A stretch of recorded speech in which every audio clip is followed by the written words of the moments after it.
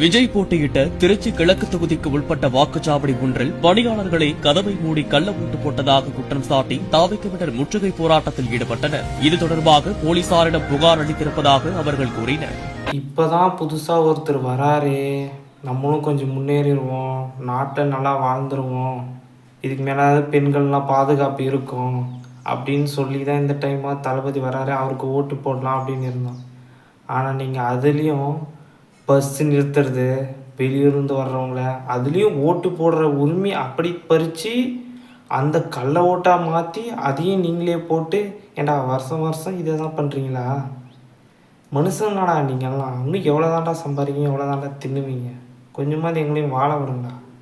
ஒரு மனுஷன் வரான்னு சொல்லி அவ்வளோ அவரையும் கேவலப்படுத்தி எங்களையும் வாழ விடாத பண்ணி நைட்டு 1 மணிக்கு உங்களுக்கு என்னடா பூத்தில் உங்களுக்கு என்னடா வேலை, புட்டுங்கிற வேலை?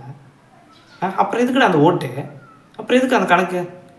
அந்த வயிறுக்கு அதை நீங்களும் அப்படியே பண்ணிக்க வேண்டியது தான்டா. வெக்கமா இல்லை?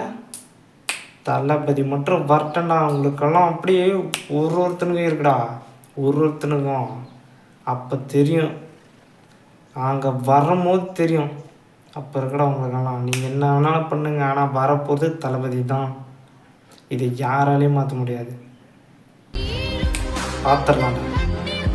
நீங்களாம் நாங்களா? பச்சை பிள்ளைங்க, படிக்கிற பிள்ளைங்க, சின்ன பொண்ணுங்க, வீட்டுல இருக்கிற பொண்ணுங்க, வேலைக்கு போற பொண்ணுங்கன்னு இவங்க எல்லாருக்கும் நடக்கிற கொடுமைகளை சொல்ல முடியல சார். அது ஒரு கை குழந்தை சாகும் போது வெறும் பேம்பஸ் மட்டும் தான் மேடம் போட்டிருந்தா. எத்தனை நாளைக்கு பொண்ணுங்க போற ட்ரெஸ்ஸை குறை சொல்ல? நெஞ்ச நிமித்தை காலை தூக்கி நடக்கிற மாதிரி தமிழ்நாடு இன்றைக்கு முன்னேறிட்டு இருக்கு. இதெல்லாம் சும்மா சாம்பிள் தான். இது இன்னும் சொல்லிட்டே போலாம், இந்த நாள் பத்தாது.